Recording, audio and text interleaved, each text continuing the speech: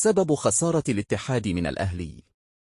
وأوضح فابينيو أن اللاعبين لم يستغلوا الفرص التي أتيحت لهم، كما أن المنافس دافع بشكل جيد، مؤكدا أن الأهلي كان أكثر استعدادا. وأشار اللاعب البرازيلي إلى أن رد فعل لاعبي الاتحاد كانت أقل من لاعبي الأهلي الذين ظهروا بشكل أسرع وأفضل داخل الملعب وحسموا المباراة.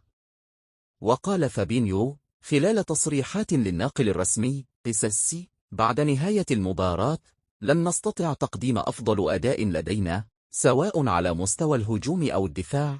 المنافس كانت لديه جودة عالية، واستغل الأخطاء. سبب خسارة الاتحاد من الأهلي.